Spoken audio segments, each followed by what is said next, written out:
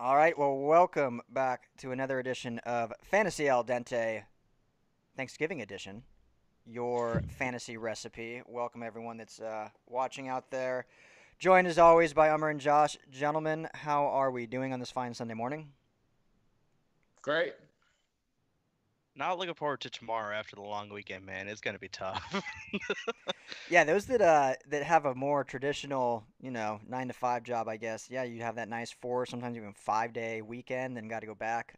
For the rest of us that work, in the service industry and stuff like that, we were lucky if we had one day off. So I'm off tomorrow. So that's like my weekend. My weekend starts Oh, today. okay. Yeah. Um, but anyway, we're gonna jump right in. We're gonna go into in light of Thanksgiving. One player we're thankful for. This is a guy, obviously, everyone's who has Todd Gurley is thankful who had the first overall pick. So these are a little lesser of those guys, more so maybe someone we got late, picked up off the waivers. If you have like a James Conner, that's pretty obvious choice. But I'll start it off since I'm kind of putting you guys on the spot. James White, running back for the New England Patriots, got him at 159th overall in my draft. Proceeded just to average 17.2 points per game. He's the ninth ranked running back. Has been just extremely solid and consistent for me. I think other than last week, he's put up over 15 points almost every single week, and even last week he still hit double digits.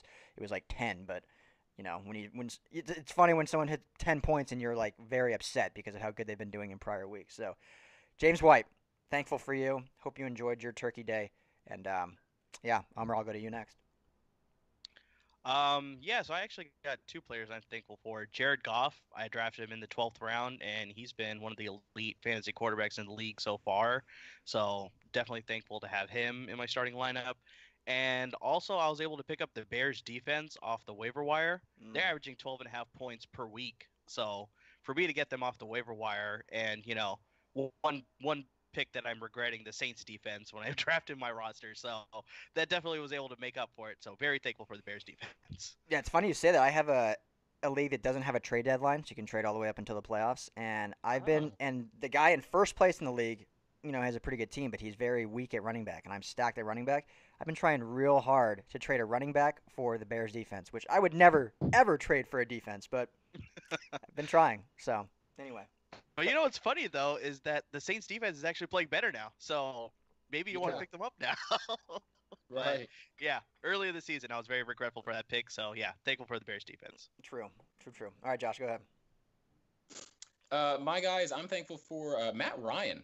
Matt Ryan, quarterback, most people were drafting very late. He's not a guy you had to spend a lot of draft day equity on.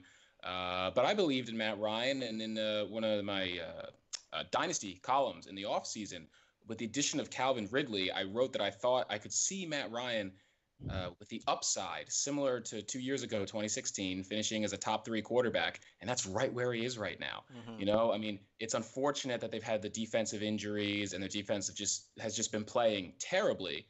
It's bad for the team, good for Matt Ryan. Matt Ryan's only had one true bust all season long, and that was week one against Philadelphia, where he scored under 10 points. But after that, he hasn't busted all season. He's been giving you like 25 to 30 points on a regular basis.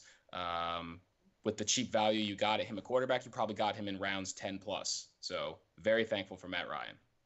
Yeah, he's been a good one, and like you mentioned with the injuries and Devontae Freeman going down, he's just been slinging the rock to Yeah. anyone and everyone. Um, okay, well, next thing we want to jump into, obviously we missed greatly Josh last week. I kind of tried to fill in for him with some insight, but we're happy to have him back. But we're gonna go into a few that me and Ummer hit on last week, and a few that we missed on last week, just to kind of show our record going forward, and then we'll get into our DFS how we do every week. So I'll start. Let's go. I'll go one to one. So where I was wrong, Carson Wentz. He was kind of my QB start of the week. Luckily, at least I feel like most of the industry had that, so I wasn't alone. Finished with point 0.8 fantasy points, which is shocking. He even got that. I'm surprised it wasn't negative. Um, just a rough go against New Orleans Saints. One that I was right on. Philip Lindsay ended up with 79 yards, 2 touchdowns for 24.6 points. The only thing that's not working for Lindsay is they're just not giving him the ball enough. I mean, he could have gone off even more, I think. He only had 11 carries and finished with those stats. So hope to see that continuing going forward for him. Another one I was wrong on, wide receiver Keenan Allen. for the Chargers there. Thought he'd get locked down a little bit. He was targeted quite a bit. Ended up with 9 receptions, 89 yards, and a touchdown for 19.5 points. So, it's tough to sit guys like that anyway. So if you didn't, I'm glad you didn't listen to me because he had a swell day. One I was right on, Calvin Ridley. Kind of had that one game, as I mentioned last week, that blew up for 3 touchdowns, and he's been pretty mediocre other than that. So I said to keep him sitting. He only finished with 3 receptions for 32 yards, 5.2 points. So hit on that one. Another one I was wrong on, Andrew Luck, QB. It's been hard to sit him. He's been model consistency. We talked about him averaging about 22 points, almost to the T every single week, and once again last week finished with 23.9. So just he's the consistent quarterback you can count on. Last one I want to mention that I was right on. Harped on this a lot last week. Gerald Everett, tight end for the Rams. Granted, he only had three Oh my receptions. gosh. Granted, he only had 3 receptions, but 3 of those went for Yeah. 2 touchdowns. Finished with 18.4 points. Saved me in a couple DFS leagues because I was able to get him for like basically free. Um, yeah, Gerald Everett. I hit on that one. Happy for that. That's like a mic drop moment that, Yeah, Gerald Everett. He got the game winner if I remember sure did. correctly, Like right? a 40-yard Yeah. touchdown bomb to win the game. So, yeah, we'll just Oh end the show man. there. All right, we'll jump into some of my hits and misses. I also had Carson Wentz. Just like you said, Ryan. I think a lot of people expected that game to be high scoring on both sides, but clearly it was only high scoring on one side. So Carson Yeah. Wentz was, yeah, one of my misses for sure. I said that Deion Lewis and Derrick Henry both have good games, but they both, did not have good games at all. They had 8.8 fantasy points combined. So not a good match, not a good week for both of them. Another miss that I had Trey Burton. I expected him to be able to take advantage of the Vikings defense with they being able to shut down the Chicago Bears wide receivers, but Trey Burton was not able to get anything going. Only 1.9 fantasy points. Um, this is a bit of a technicality. Jordan Reed, had him as a sit. He ended up going for 20.1 points, but I think that's the beneficiary of Colt McCoy coming into the game, being able to rely on his tight end. So I'm gonna chalk it as a technicality. You can take it however you want, but it's still a miss, I guess. So yeah, we'll just leave it there. Jumping into my hits, Ryan had Gerald Everett as a supplement for Cooper Cup being out for the year. I said Josh Reynolds. Josh Reynolds was the leading receiver for the Los Angeles Rams with 20 fantasy points. I said sit Allen Robinson against the who did they play last week? The Vikings. I said sit Allen Robinson. They would be able to shut down the number one wide receiver. He only got 6.9 fantasy points. Um, I said sit Devin Funchess. He only got 5.9 fantasy points. I was able to hit there. And OJ Howard. I know he eventually ended up getting injured, but before that, he was able to rack up 12.8 fantasy points. So not too bad on either side of the ball. Yeah, there you go. I feel like in this industry, if you can hit 50%, you're a Hall of Famer in the baseball world. So we'll take that. Obviously, you want to be a Yep. little better, but hey, we'll take that. Well, great. Well, there you go. Let's now get into DFS before we get any later. We each give you a DFS lineup brought to you by DraftKings. Give you an opportunity to go submit those. And yeah, so let's jump into it. Ummer, we're going to start with you. Well, first, let's just go to our scoreboard. Josh has rattled off 2 solid victories since we first started doing this. Ummer's still looking for that lone win. Maybe it'll be Yeah. this week. Maybe it'll this week. Talk us through your team this week. We'll see how it goes. Yeah, the viewers may not know, but we did have a Thanksgiving duel between the three of us with all three Thanksgiving games, and so Josh was able to get his second straight with the Turkey Day duel that we had. So, jumping into the weekend lineup that I have here, I got Lamar Jackson versus the Raiders. Um, he did gash the Bengals for 117 rushing yards or whatever it is, but in his post game conferences, he said I can throw, so I expect him to throw a little bit more in the Raiders game this week. So I expect lots of running as well as passing. So he's a good matchup against the Raiders. Running backs, I got Matt Breida versus the Buccaneers. Breida has always been nursing an ankle injury his entire season this year. Finally, with the extra week of rest, I think he'll be healthy. Buccaneers are not good at stopping the run or pass or any sort of offensive ability by the opposing offense. So Matt Breida should be able to go off. James White versus the Jets. He's just slow and steady, consistent in that offense, so I expect him to do well. Jumping into wide receivers, Adam Thielen versus the Packers. I expect him to have a good rebound week. He had 2 weeks where he was so-so, not his usual self, but I expect him to blow it up against the Packers in prime time. DJ Moore versus the Seahawks. Devin Funchess is out this week, so DJ Moore should get a lot more targets. I know Torrey Smith is healthy; he is going to play, but DJ Moore is more of a factor in that offense than Torrey Smith is. I also like Julian Edelman versus the Jets. He's just Tom Brady's go-to guy in that offense, so I expect him to do some damage. Tight end, I like Jack Doyle versus the Dolphins. He's finally healthy, and he's the number one tight end option in that offense, so I expect him to do pretty well against the Dolphins.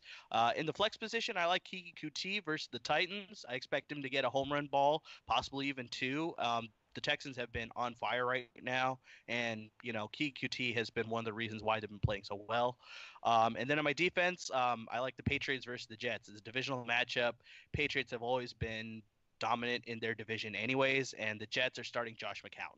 So I'll leave it there. Yeah, that's enough said. I do want to mention about Doyle. We did say last week to sit Ebron, and he finished his stat line 0-0-0. So That is true. there's another one. There's another one we were both right on. There you Great. go. So there's Ummer's Week 12 lineup. As always, I will put all of these on all of our social medias if you want to kind of look through them, compare them, break them down before the kickoffs here in about an hour and a half. So, Josh, we'll go right into you. Your Week 12 DraftKings lineup. Thanks, Ryan. I'm going with Lamar Jackson at quarterback.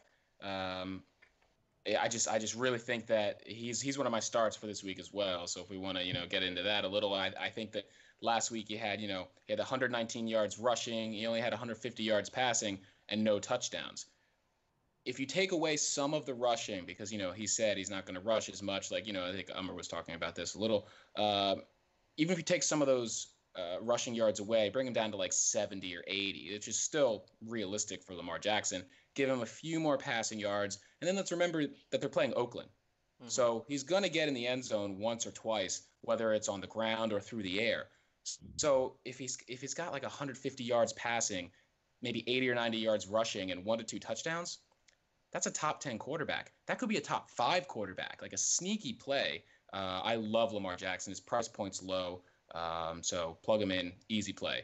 At running back, I'm also going Phillip Lindsay. Again, I echo the same sentiments that both Umar and Ryan have been saying for weeks now about Phillip Lindsay. Great running back. His price point doesn't yet reflect it on DraftKings. They haven't really been pricing him appropriately. He should be more expensive than he is. So I like him easily as my running back. I also like Josh Adams. He's taken over the role in Philadelphia as the number one guy. I think they're going to try to lean on him a little more. He can run, he can catch, he can do it all. Again, going cheap on running backs. So with Phillip Lindsay and Josh Adams to save some money for my receivers, which are going to be Odell, DeAndre Hopkins, and DJ Moore. DJ Moore, exactly like Umar was saying, I like him a lot this week. I believe Devin Funchess is out, right? Umar, you said that. So DJ Moore as the number one option. Even when Funchess is in, I think DJ Moore has become that number one option in that offense. So I like him a lot. Odell, obviously, going against the Eagles, it should be a high-scoring game. They're going to have to throw the ball downfield. He's really come on in the second part of the season. He was struggling a little in the beginning, but Eli's playing for his job pretty much every week at this point, and that means getting the ball in Odell Beckham's hands. So I like him a lot. DeAndre Hopkins, obviously we love Hopkins. We love Hopkins every week. But historically, DeAndre Hopkins does very well against the Titans. He averages over 100 yards per game, and I believe it's like 0.8 or 0.9 touchdowns. So basically he's 100 yards and a touchdown every time he plays the Titans. So I love him this week. Mm-hmm. For tight end, I'm not messing around. I'm going Zach Ertz. I'm done with these tight ends, these hit or miss guys that they'll get you two catches for a touchdown or 3 catches for 5 yards. I'm not messing around with these guys. Ryan, I'll give you your hit on Gerald Everett. I'll give you that, but I mean the guy only caught 2 balls. I mean, come on. 3, bro. 3 balls. Was it 3? Oh, 3. I'm sorry. Yeah. Uh, so yeah, I'm just when it comes to DFS, I'm not messing around. I'm paying up for Zach Ertz. I'll save money elsewhere. That's why I went down at running back. For my flex, I'm going Gus Edwards. Alex Collins is out officially, so I Yes. think Gus Edwards is going to benefit greatly from playing in that role with Lamar Jackson at quarterback. Running backs always do better with a mobile quarterback, and Gus Edwards came out of nowhere, so he's still very cheap on DFS. With Collins out, I think he could easily repeat last week's performance. And then lastly, with defense, I'm just going with the Bills. Good cheap option. The Bills have a strong defense going against the Jags, who their offense is almost non-existent. Blake Bortles, I don't know what he's still doing back there. They can run the ball, they can't pass the ball, and the Bills have a decent run defense anyway. So if the run defense is their strength, and then the Jags can't pass on offense, I could see them coming away with maybe a surprise win, even as an upset. Yeah. I actually really, really like your roster, and I just checked just to be safe. 'Cause I know we submitted these just so we had the graphics done and stuff last night. But Gus Edwards and Josh Adams are still those prices. The fact that you can get Adams for 3,800 and he's a starting Yeah. running back, and Edwards for 44, you can really load up at like kind of like you did at the receiver position. So I like that roster. Let's get into the winning roster though. My roster. Um, Kirk Cousins, he's been kind of, I don't even want to say up and down. He's been kind of down as of late. I think he bounces back in a division game after a rough go against Chicago last week. Just kind of waiting for him to take off. So I think he'll have a hopefully, fingers crossed, a big game. He was a decently cheap option at quarterback. Running backs, I like Breida against the Bucks. The Bucks aren't stopping anyone. And Nick Chubb, who's been a very solid running back as of late since he took over the starting role since they traded Hyde. So I paid up a little bit for him. Receiver, save a little money at Cortland Sutton. We're kind of waiting for him to have his big breakout game. He's played well in absence of Demaryius Thomas, but still is only averaging about 3 catches a game. So in a shootout potentially with the Steelers, look for that number to go up a little bit.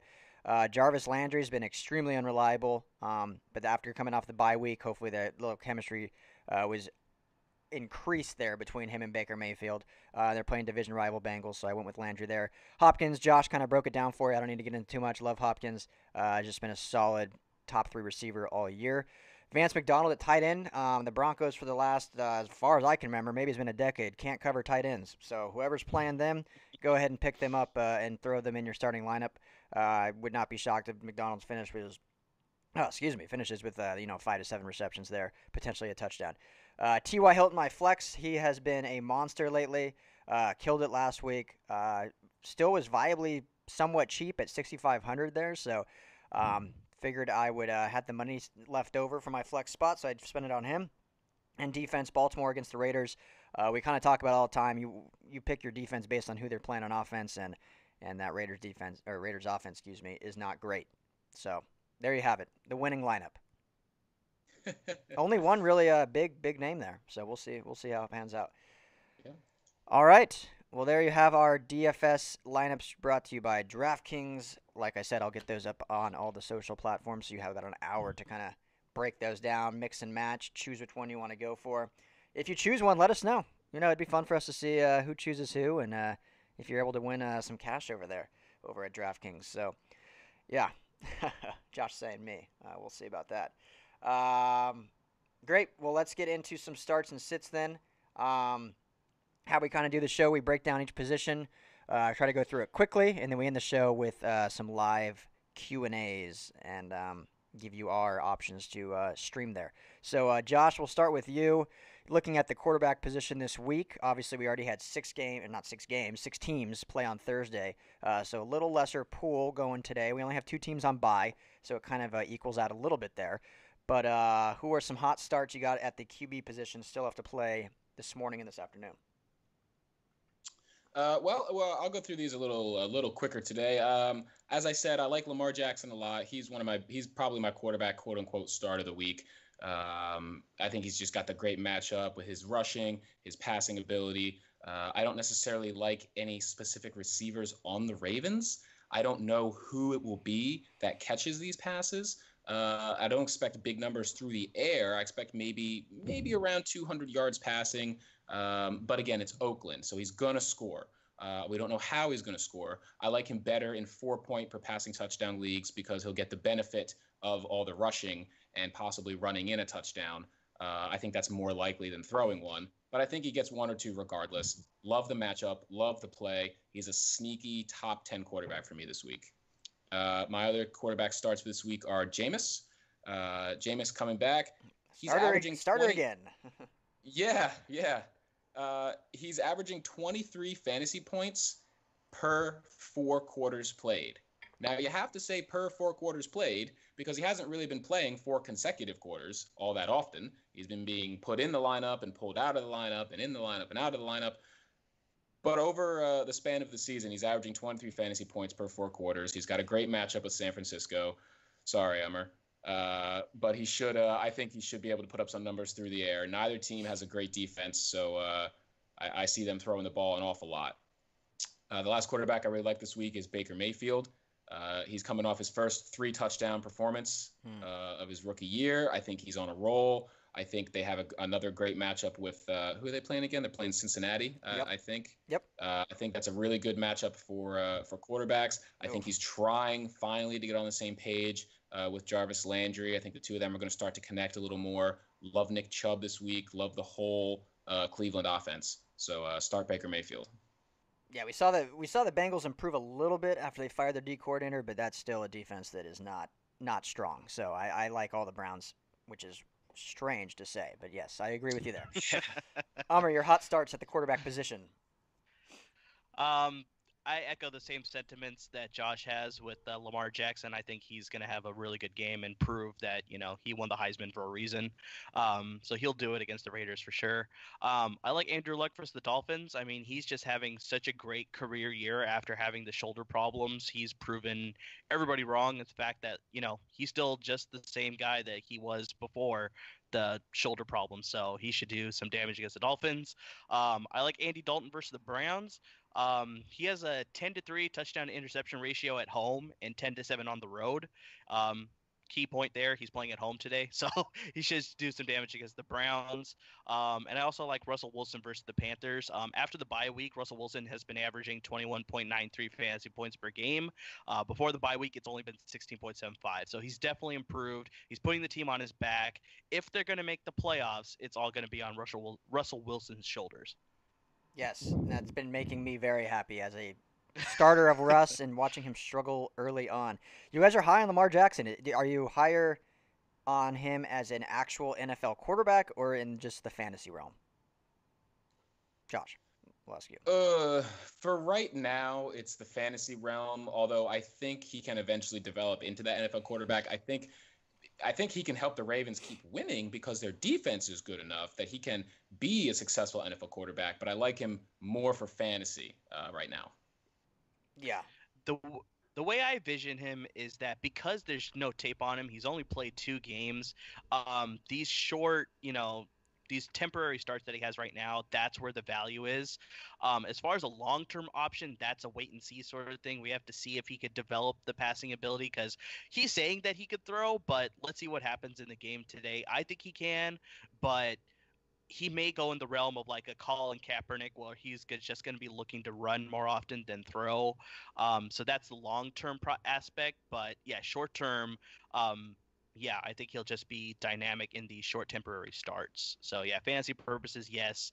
Maybe real in actual football purposes, that's a question mark still. Yeah, well, I mean, for fantasy, as long as he's getting you 17 to 20 carries a game, it's going to pay out. Yeah. Especially if you're in that 4-point touchdown for quarterback pass or passing touchdowns, and you're getting those 6-pointer rushing, that's going to benefit you greatly. Amr, we'll keep with you. Go straight into your cold quarterbacks or the guys you're sitting. Sure. So where Josh likes Jameis Winston, I actually have him as a sit this week, and that's not me being a homer, all right. So let's just get that out the front door right now. He's only averaging 8.2 fantasy points per game, and I mean, there's a reason that there's a quarterback carousel in Tampa Bay where they keep going back to Ryan Fitzpatrick, and then they keep going back to Jameis Winston. I mean, it's just not consistent. Tampa Bay leads the league in interceptions, and I know the 49ers have not been a team that has been making interceptions, but I mean, they do have Richard Sherman. They just posted a stat that he's the only cornerback in the league that over the 2-year span has less than 10% of throws thrown his direction. So I mean, that's just ridiculous numbers right there. So yeah, I don't expect Jameis Winston to have a really great game against the 49ers, surprisingly. Another sit that I have is Blake Bortles versus the Bills. I expect that to be very similar to that playoff game last year, where it's just going to be low scoring, field goals, just sputtering offenses, good defenses. Just, yeah, neither team is just going to be able to do anything on Real offense. It's quick, just going to be very say the opposite of the Monday night game that we watched with the Rams and the Chiefs. say That's what's going to be the Bills versus the Jaguars. say that one more time. The very beginning of what you said. Reminiscent of the playoff game last year between the Jags and Bills. God, what a hmm change it's been. Those are just two dumpster fires this year. Who very very short time ago they were in the playoffs last year. That's crazy. Sorry. Okay, continue on. Yeah.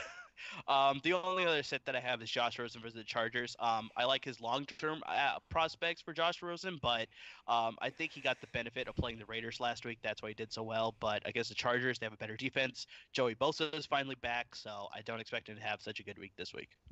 Yeah, I agree with that. Bosa played last week against the Broncos, but he was used sparingly. He should be a more viable option this week. So, Josh, go ahead with your sits. Sure. I'll just run through mine pretty quickly. I'm still sitting Andy Dalton again. Same reason as the past few weeks. AJ Green is out, which means Dalton is out. I know he was trying to suit up to play this week, but I do believe he's officially out. So for me, no Dalton, no Green. Don't even bother with him. I'm also going to sit. I'm going to sit Case Keenum this week. I know that game has a possibility to be a shootout, but over the past 4 games, their stats don't line up well for Keenum. Over the past 4 games, he's only thrown 4 touchdowns. Over the past 4 games, the Steelers have only allowed quarterbacks 210 yards passing or less. So Keenum over the last few Stat. games hasn't been good. Steelers defense over the last few games has been good. I think it's going to be not a good script for him in this game. I think Philip Lindsay has an opportunity to put up a lot of points on the ground, but I wouldn't trust Keenum through the air. My last sit is going to be Marcus Mariota. I know he's officially off the injury report. He's listed as active, he's ready to go. But again, he's been another one who's been in and out of the lineup between him and Blaine Gabbert. You know, he's been getting hurt on and off all season. Track record against the Texans isn't very good. They have a really good pass rush between Clowney and Watt. I think they're going to get to Mariota.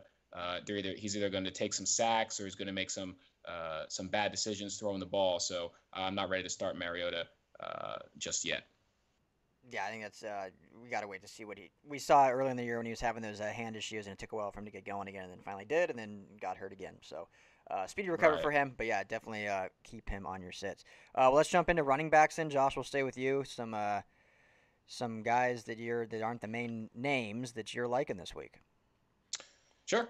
Again, I'm gonna reference back to my DFS lineup. I really like Gus Edwards this week with Alex Collins out, with the mobility of the rushing quarterback Lamar Jackson. I think defenses are going to have a hard time knowing where to go with the ball. I'm sure they're going to run a lot of RPOs. I'm sure there's going to be instances where Jackson keeps it and goes to the left, and then the very next play gives it to Edwards, goes to the right, or vice versa. I like Gus Edwards a lot. He's kind of been what they wanted Collins to be and what Collins was last year. I just don't know what happened this year. He's been dancing too much in the backfield. He hasn't really been, bursting through the line. And Edwards showed that ability last week, so I like him a lot as a start. I like Marlon Mack a lot this week as well. He's really come on. That Colts offensive line, they've really stepped up their game. Miami allows 4.8 yards per attempt to running backs, so I think Marlon Mack's in for a big week. And again, I'm going to bring up also Nick Chubb, really rising as a rookie. They're going to start feeding him the ball more and more. I like him more in standard than PPR due to the presence of Duke Johnson, but he can catch. It's just that due to the presence of Duke Johnson, he won't be catching as many passes as I think he could. Funny little tidbit, actually, in my dynasty league, we're very, very active, and do a lot of research on the rookie running backs. And preseason, Nick Chubb wasn't ranked this high. I mean, it was the bigger name guys that were ranked this high, like the Barkley and Penny was originally up there. Sony Michel. I'm sorry. Sony Michel, Royce Freeman. Sony Michel. Before the ACL injury to Darius guys. Darius guys, right. So Chubb kind of fell down the rankings a little bit, but he's really proven to be possibly the second best running back in this class behind Barkley. I mean, I don't. Easy, Time will tell. What easy, was it? Yeah, easy. right. Philip Lindsay. Don't get off me on that one. Well, yeah, no, Lindsay too. I'm kidding. Yeah, I don't want to take away from Lindsay. It's just that I think eventually Royce Freeman and Lindsay are going to start eating into each other a little more, but we'll Yes. see. But yeah, I love Chubb. Yeah, Chubb's been a revelation since that trade and coaching change, and it almost seemed like it was almost a top-down move that they were trying to get him more playing time, and someone, I won't say who, was heeding that from happening. Not anymore. So, Ummer, your running back starts this week. Sure. So, I already touched on Matt Breida versus the Bucks in my DFS lineup. I love that matchup. He's finally going to be healthy. Should be good to go. I like Aaron Jones versus the Vikings. I think a lot of Packers fans are clamoring for Mike McCarthy to use more Aaron Jones. He, gets utilized a lot in the first half. All of a sudden, the second half, I don't know what happens, but they don't use him as much. So if he gets that consistent touch basis in the first half and the second half, I mean, he's just going to have a monster rest of the season. So I really like him against the Vikings. Frank Gore versus the Colts. I know Kenyon Drake has been steadily getting more involved in that Dolphins offense, but in a revenge game, his former team, the Indianapolis Colts, I expect Frank Gore to actually do some pretty good damage, be consistent in the run game, whereas Kenyon Drake may get the passes. But yeah, could be a sneaky play, Frank Gore. Also, like Leonard Fournette, I know we've been talking down on him, but he's finally healthy. He's finally looking just as good as his number one overall, his first round pick has been. He's been looking as good as his first round pick as Would suggest. warranted. Yes. Against the Bills. He should be pretty good damage there. I also like Christian McCaffrey versus the Seahawks. Seahawks are currently giving up 4.9 yards per rush, so I expect Christian McCaffrey to have a really good bounce back week. Yeah, what's interesting about Fournette, since he's been back, we thought there'd be a nice kind of share of the workload there with TJ Yeldon and Carlos Hyde now being there, and he's definitely been the featured back since he's been back, getting over, 25 carries a game almost? I think there's one game he had like 30-something. I mean, when you have Blake Bortles at quarterback, you're going to be running a lot, and they've been using him a lot. Yes. Yeah, Ummer, stick with you with your sits. Since this week, Chris Carson versus the Panthers. I know he had a pretty good week last week, but the Panthers defense is a pretty solid running defense, so I don't expect him to do that well. Jalen Richard versus the Ravens. I'd avoid all Raiders offensive players at this point, so I just throwing it out there for any of those Raider homer fantasy owners out there that just, hey, let's keep him on the bench. And also Peyton Barber versus the Niners. 49ers defense, surprisingly, as bad as they've been, the numbers don't show it that way. They're actually 11th in rushing yards allowed, so I don't expect Peyton Barber to actually have a pretty good game this week. So those would be my sits for this week as far as the running back's position is concerned. Yeah, and just to go into Chris Carson a little bit, it's finally we're seeing Penny start to get a little bit of the workload. Still very minimal, but it's becoming more of a, him and Davis and a three-man. Carson's still the featured guy and still the most explosive, but in fantasy terms, it's kind of been up and down a little bit. So, Josh, your sits this week. Umar took the words right out of my mouth. Those were my exact sits. The only one I really want to add to that list would be LaShawn McCoy. McCoy has a tough matchup this week against the Jags. Now, I know last week he had his best fantasy week of the season, 113 yards. He ended up with 2 touchdowns. Great week. Surprised a lot of people against the Jets, but I do not expect him to keep that going. In a standard league, only 2 other games all season did he have over 10 points. So in a standard league, absolutely do not play LaShawn McCoy. In a PPR league, you may not have enough options to sit him. He's an okay start in PPR if you're really stuck in a corner, but I don't like him at all this week. Absolute no in standard. PPR, try to find someone better. Maybe you could get lucky if you're in a shallow league and someone like Josh Adams is still out there. You could grab him at the last second, although if he's still out there, your league mates really haven't been paying attention. Yeah. What's funny about Peyton Barber, and I don't want to get too much into it because I don't have the stats exactly in front of me, but if you look at his production, it does, and I agree with you. I think he is a sit this week, but it's funny that his production almost skyrockets when Jameis Winston is his quarterback as opposed to Ryan Fitzpatrick. We saw it even last week when Winston came in, and all of a sudden his production went up. So something to kind of keep an eye on if Winston can actually hold on to that starting job. I don't know if that has anything to do with it or just is the game plan or he just Winston likes him more as a safety valve, whereas Fitzpatrick is just hucking it. I don't know, but that's kind of an interesting tidbit there. Um, cool. So, Josh, we'll stay with you with receivers this week. Got some good matchups. We saw some good receivers already go on Thursday, so those are already done for, obviously. Seeing Julio go and whatnot. And Amari Cooper having his big game for your Cowboys. Congratulations. You guys are, what, half a game back now of the division or one game? Or No, they're leading the division. There you go. There you go. That's right. Impressive. That's what, 3 in a row or 4 in a row?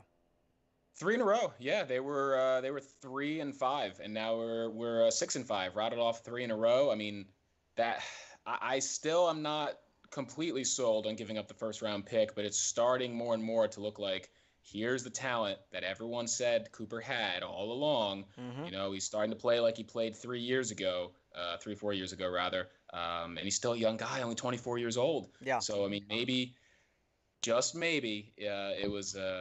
Gary made a good call on that one. Yeah. Yeah. Clipping those circumcision of the mosquito wings, as he's like to say, or whatever Jerry Jones's nonsense talks down there.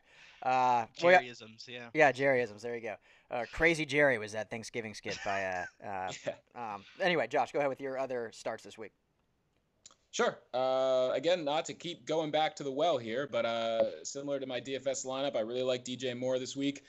We were talking about it. He's become the number one receiver in that offense. Cam Newton's not the most accurate passer, but he's got a strong arm. He can get the ball out, and DJ Moore is very fast. Especially not only is he fast to get the long ball, he's fast when he gets the ball in his hand. He can make a lot of moves. He can make defenders miss. I think he's a really, really good receiver. I expect a bright future out of him in that offense. I like him a lot this week. Great matchup. Funch us out. Easy play. Yeah, he's looked really good as of late, DJ Moore. Really yes, I like him. I like him a lot. He was in the dynasty community. He was often looked at as like the second or third best receiver. It was really close between like DJ Moore, Calvin Ridley.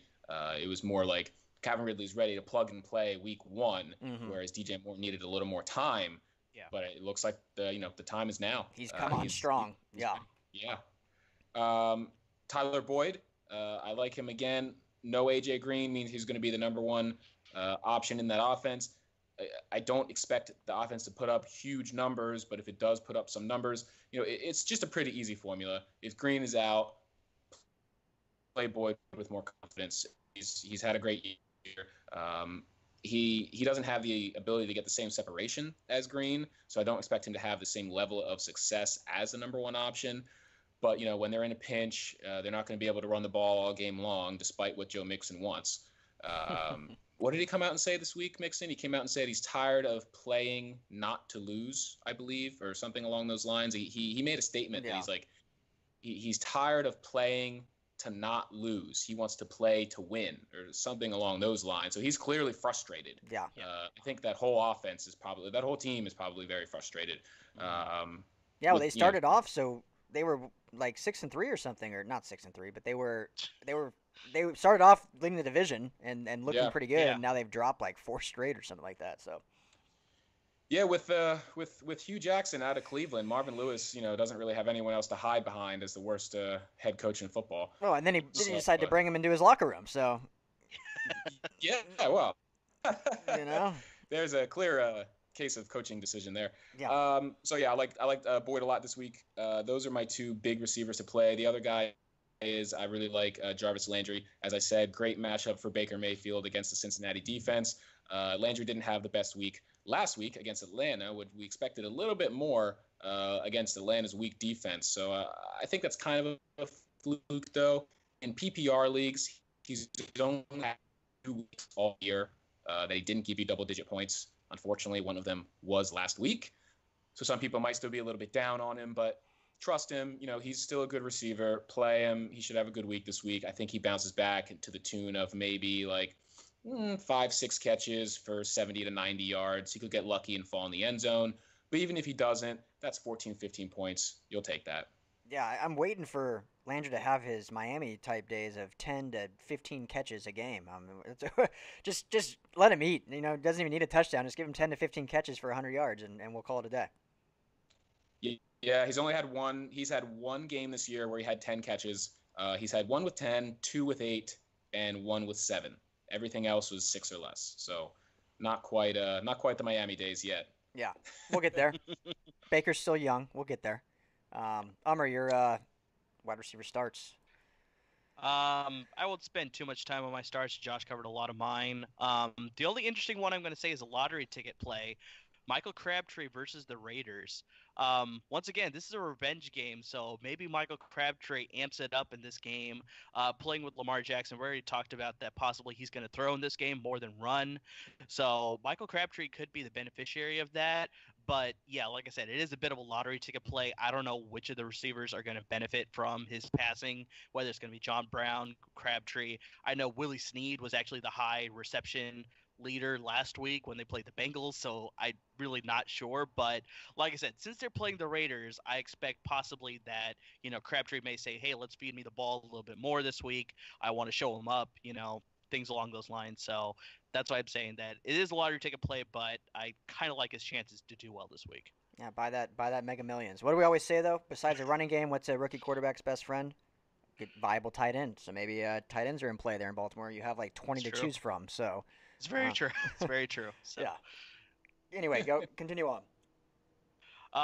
That was my only one that I was going to touch on. The only other one that I was going to say is Mike Evans versus the Niners. I know Richard Sherman. I dropped that stat where he's had less than 10% of throws thrown his way, over a 2-year span, but he only stays on one side of the ball. So if they move Mike Evans around, he's definitely going to feast on this Niners secondary besides Richard Sherman. So I think he just had a 30 fantasy point game last week. So Yeah. I expect him to maybe not as well, but do still pretty well against the 49ers for sure. Yeah, as long as other offensive players are fumbling in the end zone, he can fall on it. I'll take that all day. Exactly. Take that. I hope he does exactly as Yeah, well. yeah, that's great. So, all right, well, Umar, we'll keep with you with your sits then. Can we jump right into those? Sits I got Corey Davis versus the Texans. I mean, I feel like every time we jump on his bandwagon, he starts to do poorly. So I'm just gonna leave him on the sit column for the rest of the year. Just I don't know what's up with that guy. So I'm gonna leave him on the sit column versus the Texans. Texans have a strong defense, so I don't expect him to do well.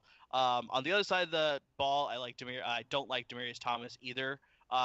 I thought he would be better as a second guy to DeAndre Hopkins. DeAndre Hopkins would draw the double, sometimes possibly triple coverage. That would lead Demaryius Thomas to do some damage, but so far it hasn't been the case. Maybe this is a thing that's going to take some time, and he's really got to develop that rapport with Deshaun Watson. So we'll see what happens, but as of right now, I'd leave him on the bench. Yeah, he's last week he had 0 catches, I believe. Yeah. So Mhm. after his 3 catch performance against Denver, yeah, until we see something out of him, I expect him to have one time like a big game. This season he's gonna have one blow up game, but I don't expect it this week against the Titans. So It's a wait and see approach with him. Yeah, yeah. That's the way I'm putting it. you should have better options, I'm assuming, unless Mhm. you're in like a 20-team league. Then I can't help you there. So Josh, go ahead with your sits. Sure. Real quick, Doug Baldwin is active officially. I know he was questionable coming into the week, even designated as doubtful at some points, but he is active. However, he's a sit for me because even as active all week long, with the nagging injuries he's had, even coming into the season. I mean, if we want to talk about biggest misses, Doug Baldwin is definitely in my top 5. I had such high hopes for him. He's been such a consistent receiver, especially in PPR leagues, but with the injury and then him coming out and saying he was only going to be at 80% or whatnot. I mean, that's players tend to over exaggerate how healthy they are. So if he said 80% and, if that number's high and he's really more like 60 to 70, it's just been a down year for Baldwin, and I can't trust him in my lineups anymore. He may have some good weeks here or there. I think he caught a lot of what did he catch, like 8 or 9 passes a week or two ago or 2 weeks ago. So he'll have some of those games, some vintage Baldwin games. But I just can't trust him. There's too far that makes me. between. What's that? They're just few and far between. Right, exactly. I don't know when they're going to be. Tyler Lockett's been so much more consistent than Baldwin in that offense. I'm not super high on Lockett this week, but I mean he's someone who I would start him over Baldwin. But due to Baldwin playing, I'm going to even bump Lockett down a little bit in my projections. So I want to sit Baldwin, sit Lockett. Neither one of those guys I like. I don't like Golden Tate this week. I think I'm not sure what Philly was doing, to be honest with you. They traded for him, and they just haven't known how to use him. They haven't been plugging him in correctly. He's barely even on the field, and I know this as a Golden Tate owner in a dynasty league because I look for him on every single play, and I'm looking around and I see there's Nelson Aguilar, and where's Golden Tate? So they're not even deploying him on the field correctly. And then when he does go on the field, when he is on the field, they do target him. But the problem is they put him on the field, and they're going to throw to him, and then he sits on the sideline for the next series and a half. So they really need to figure out what they're going to do with Golden Tate. He's a very good weapon. He's a very good receiver. But if you're going to trade for a 30-year-old receiver and barely use the guy, like, what are you doing, Philadelphia? So until they figure out what to do with him, sit Golden Tate. A waste of talent, in my opinion. But, it's the sad state of the Eagles' offense right now. Yeah, as good as Doug Peterson was coaching last year, he's been a head scratcher this year with a lot of offensive decisions Mm-hmm. and Yeah. specifically the Golden Tate situation, the running game situation. There's a lot going on there. They're a team in disarray right now, and they have a lot to change. But these last few weeks of the season, so Super Bowl hangover. yep, it's real. It happens often. I think the Patriots are the only ones that don't ever get it somehow. Yeah. They're on that Well, they're on that TB12 diet, I guess, after every Super Bowl. I guess so. So Well, avocado brownies. A lot of man. Pedialyte. Yeah. Umber, did we do your sits already? Yeah, we already got to Okay, those. We cool. can jump into the tight ends though. Let's do the tight ends. I'll let you just start right off then. Sure. So I know we rag on him so much, but Kyle Rudolph versus the Packers. His actually most successful game this season has been against the Packers when they played in week 2. He had his most receptions and his most yards, so I expect him to do some damage against the Packers tonight if they want to stay in the playoff chase. So Kyle Rudolph versus the Packers, let's see how this one goes, but I like it Oh. right now. I think I mentioned it earlier in the show. OJ Howard is on the IR. He's going to be on the IR for the rest of the year, obviously. So Cameron Brate becomes an instant start. His stock rises fully. As we talked about before, also that Jameis Winston likes throwing to Cameron Brate even when OJ Howard was healthy. So Cameron Brate versus the Niners has a pretty good matchup. And CJ Azuma versus the Browns, like Josh alluded to, AJ Green is not playing this week. He's still not healthy. So Tyler Boyd, CJ Azuma will reap the benefits then. Yeah, surprisingly, in one of my leagues, Cameron Brate was just sitting there on the waiver wire. So that was a nice addition. So I like him definitely with OJ Howard being out. Josh, your tight end starts. Yeah, I love. I completely agree with you guys on Brate. I think he was my number one or number two waiver wire uh, pickup this week with OJ Howard out. James loves him, big body tight end, great. Start him for the rest of the year. Start him every week for the rest of the year. Yeah. The other big start I like this week, you touched on it earlier, Ryan, is Vance McDonald. He's been getting targeted more and involved more in the offense the past few weeks and going against Denver this week. Unfortunately, Denver does have an issue with tight ends. With the two of those combined, McDonald getting more playing time, being more involved, Denver's issue with tight ends. Start him, stream him. He's the number one streaming tight end for me this week. I put him behind the obvious guys, the Ertz, the Kittle, the Gronk, the Doyles. But I would probably play him over guys like Trey Burton. I'd play him over Jared Cook. I'd play him over, he already played, but I would have played him over Austin Hooper. Yeah. Burton played guys as well, like that. but both of them did not perform well. So, Right. yeah, leave it if you want tight end help. This is where I can help you. These are my last three. I've been streaming. I drafted Kyle Rudolph. Just has not played out well for me. So I've just been doing the stream approach the last 5 or 6 weeks. So 3 weeks ago, started Austin Hooper, got me 21 points. Last week, Gerald Everett ended up great. This week, I'm going with Vance McDonald. So if you want true sound tight end advice, you got it right here. Vance McDonald this week. Love it. Broncos can't cover a tight end to save their life. Hopefully they prove me wrong. I'd be happy if they prove me wrong this week. That's okay.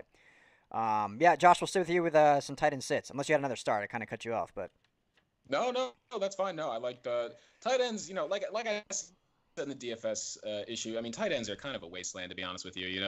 That's why in DFS I don't even mess around with them anymore. I just start Ertz or Kelsey or Gronk or something. I don't even mess around with the lower tier guys unless there's a matchup that's just too good to pass on. So yeah, I mean the starts are pretty easy.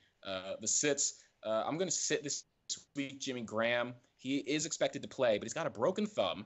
And he's got a knee issue as well, in addition. So between the knee, the broken thumb. I mean, I love Jimmy Graham, but he hasn't quite been what I wanted him to be anyway. He's such a talented guy, and playing with Aaron Rodgers, I really thought he'd be doing a lot more than he's doing. But with a broken thumb, I expect him to not play well. I don't know why he's playing at all. He's got to be more of like a decoy this week, I would assume, right? Right. Yeah. I mean, maybe when they get in the red zone, he's still a big body guy. Rodgers can still just toss the ball up in the air. That college basketball ability that he has to high point the ball is still there. He can body out guys in the red zone. So maybe he catches a touchdown, but I'm not going to count on it. So sit Jimmy Graham. Speaking of only catching touchdowns, I'm sitting Eric Ebron this week. Over the past 3 weeks, like last week, I forget who it was. I think it was Umar. You mentioned it. He did nothing. 0 catches, 0 targets, nothing. Yep. In the past 2 weeks before that, he was only targeted 3 times. So for the past 3 weeks, we have 3 targets, 0 targets. Now, the thing about Ebron is, 2 out of those 3 catches end up being touchdowns sometimes. Yep. So he is the guy that can do that. But with that low volume, I can't count on it to be in my lineup. He could prove me wrong, catch 2 passes for 5 yards each. They're just 2 5-yard touchdowns, and I'll be very upset. But if they aren't touchdowns, then, you just got your 2 catches for 10 yards, and you're going to be upset at yourself. So no Ebron for me. Yeah, if you're banking on a jet sweep touchdown, then that's not what you want to be doing. I mean, I'll tell you what, Andrew Luck almost caught one from him too. So that was yeah. He almost had a passing touchdown. That's true. He had no targets, but had 1 passing attempt, almost for a touchdown. So there you have it, Eric Ebron, ladies and gentlemen, 2018. Ummer, some sits at the tight end position. If you have any different I'll ones. try to go through this pretty quickly. Antonio Gates, he had a bit of a throwback game against the Broncos last week, and Ryan, you already touched on it, that the Broncos can't cover tight ends worth anything, so I don't expect him to have a replication of a game against the Cardinals this week, so sit Antonio Gates. Evan Ingram, I mean, that guy has been not the same guy that we expected going into this season. Last year, I mean, he had such a great rookie season. I think he was the benefit of lots of receivers being injured, so he was the main point in that receiving attack, so that's why he was so good last year. This year, with everybody healthy, he's just not the same guy, so I'd sit against the Eagles. And Josh already touched on it, Eric Ebron versus the Dolphins. Jack Doyle's healthy, so he's the main guy in that offense now. Do you think, wow, just had a little brain fart. Giants, Evan Ingram, there we go. Wow, that was unbelievable. Do you think that's an Evan Ingram problem, or is it an Eli Manning problem? I hate to scapegoat Eli Manning, but I think yes, there's sometimes, I mean, they show it so many times on ESPN that it's like they go back to the game tape and it's like there's receivers running open and Eli Manning is just not looking in their direction. So there's times where he goes through the progression. There's a lot of times where he doesn't. So, I mean, yeah, I probably have to say Eli Manning is more the problem than even Evan Ingram. Yeah, I completely agree with that, and I think I think I said it before that I think Umar, you touched on it almost perfectly. Progressions. That's the exact word for Evan Ingram's issue is that Eli Manning doesn't have the time. Ingram's never the first or second read. Not when you got Odell Beckham, Sterling Shepard, and Saquon Barkley. I mean, Ingram's talented, but with those 3 guys and how bad the Giants O-line is, Eli just doesn't have time to get to his 3rd and 4th and 5th progression. So yeah, I mean it's definitely an Eli problem in my opinion. Yeah, no, I agree more so. I agree as well. All right, well, before we get into some actual questions to answer, real quick, defense, we never go through it very often. I just want you to name 2 you like. I will name my 2. I like Baltimore and Buffalo this week. I was able to actually pick up Buffalo about an hour ago, and I'm streaming them this week. So Buffalo and Baltimore Nice. are my 2. Well, you took two of my 3, so I like Bills, Ravens, and the Jags. There you go. Love it. Bummer. Mine would be the Chargers, the Patriots, and the Colts, actually. Okay, interesting. Well, there you go. There's 6 different ones for you guys. So if you need a streamable option, I know for sure probably one of those is available. The Bills probably definitely is. So I'd snatch them up real quick and switch them out. Great. Well, let's get into a couple questions quickly. We are right about 9:30, so 30 minutes to kick off. Ummer, we'll start with you. Okay. All right. So this gentleman, Robbie, needs 3 standard league Fournette, Pretty standard. Okay. Fournette, Chubb, Breda, or Adams. Adams from Philly. See, that's big three, right? Just three. Yeah. So basically, get rid of one of them. Just tell me who you're gonna sit out of those Okay. three, I guess. Surprisingly, as much as I love Breida, he'd be the odd man out because as much as the 49ers rushing attack is good, they're not getting into the end zone in the rushing. They're getting the yards, they're not getting the touchdowns. So in a standard league, Breida would be the odd man out. Yeah. I mean, those are four pretty good guys to have. Surprisingly, with Adams being there. But Josh, to you, PPR league, Duke Johnson Jr. or Dalvin Cook? Ooh, that's a good one. Still got to go Cook though. I like Cook a lot. I think he's a good start this week. He was almost in my running back starts. There's just a few guys a little lower that I liked better. Dalvin Cook. Very good. PPR, Tyler Boyd or um, Josh Gordon? Probably Tyler Boyd just because he's going to get force fed in that offense with AJ Green being out. So compared to Josh Gordon, New England has a lot more options in the passing attack. So yeah, Tyler Boyd. Very good, Josh. This is kind of a tough one. PPR, pick one. Christian Kirk, Danny Amendola, or Demarius Thomas? Danny Amendola in PPR. Most In consistent for PPR, sure. was it? Most consistent for sure. Yes, most consistent out of those three guys. And, Kirk is likely, he's a big play guy right now. It's possible that he breaks, he gets like 2 or 3 catches and one of them is a 50-yard touchdown. I believe he did that last week or 2 weeks ago. So that's what was possible with him. And Demarius just hasn't been as involved as we thought he would be in that offense, whereas Amendola is consistent. He's getting a lot of targets. It'd be a little harder in standard. Standard league, I might go Kirk, but PPR, I think it's definitely Amendola. I like that. Yeah, Kirk seems to get the big chunk plays, so he could help you there in Yep. standard. He's only going to get 2 or 3 receptions probably, but Amendola seems to be a very feedable option. Um, Yeah.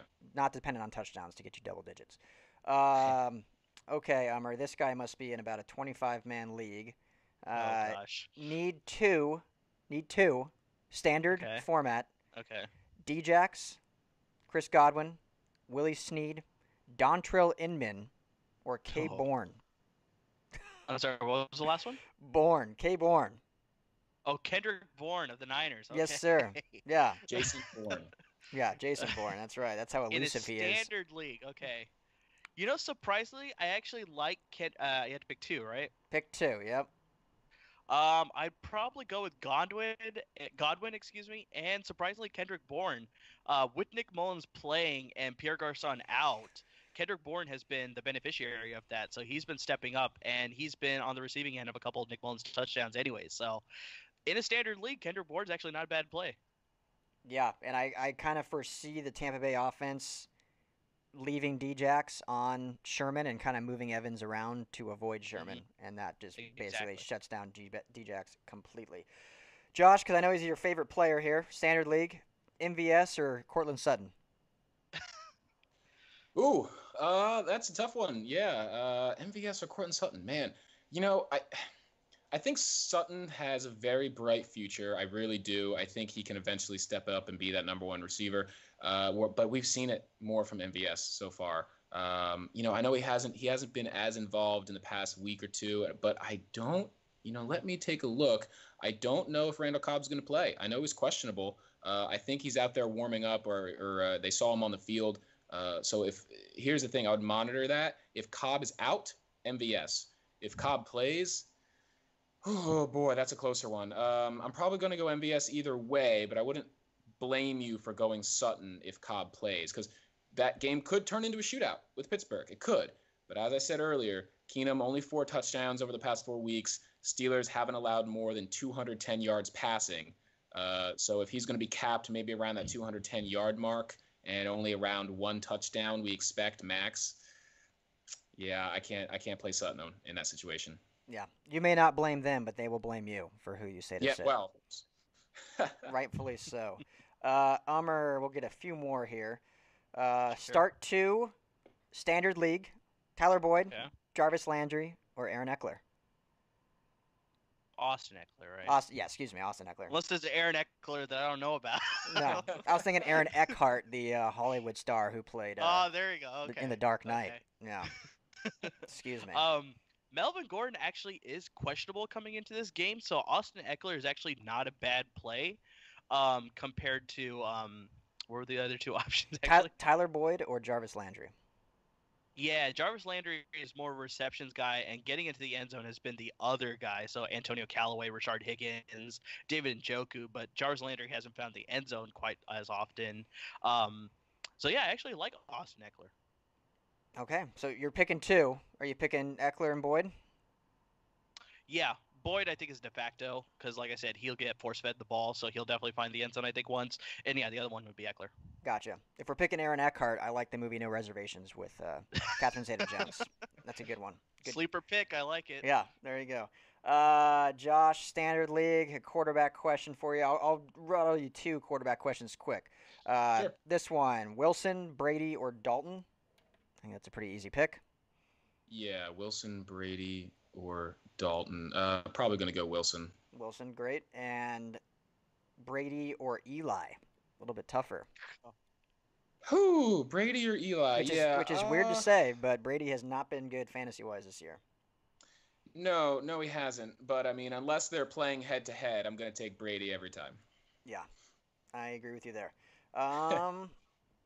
Okay, let's just get a couple more. 0.5 PPR, Nick Chubb or James Conner? Ooh. I'd actually probably go James Conner. Yeah, I agree. Conner's I mean, if you have both, I would be starting both those guys. I don't know who else this guy has that he's going to start. You can go with either option. Who he's starting instead of those two, but it must be stacked at running back. The Steelers don't involve too many of the supplemental running backs that they have. I mean, they do use a little bit of Jalen Samuels and Stephen Ridley, but not as much as the Browns will probably utilize Duke Johnson Jr. So in that case, I'd like James Conner over Nick Chubb. Yeah. What's funny is I say that, like, this guy must be stacked at running back, but in reality, could have drafted Gurley, Melvin Gordon, one of those guys, got James Conner on the waiver wire and picked Nick Chubb in like the second or third to last round. So that's just kind of the way the season's gone. So yes, he is probably stacked. I'm sure his other guy is like a Todd Gurley or a Melvin Gordon or one of those guys. Okay, Josh, PPR flex, Julian Edelman or Philip Lindsay?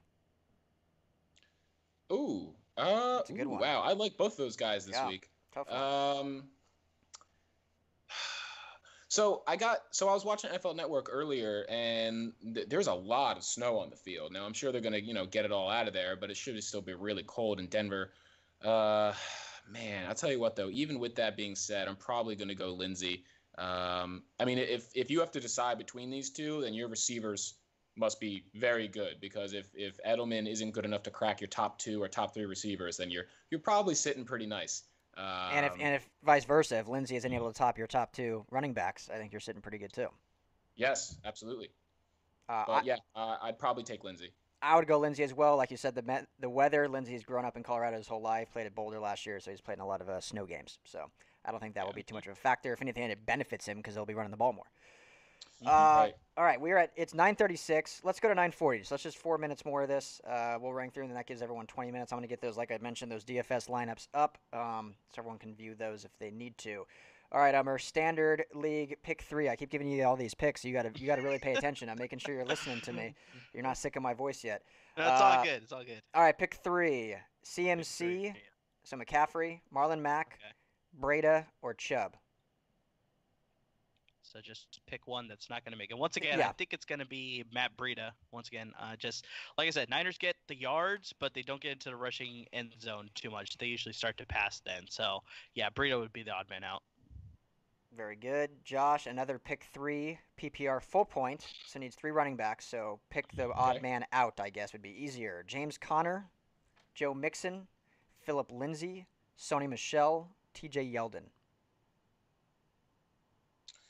So 5 names. Give me the first 3. Give me Connor, Mixon, and Lindsay.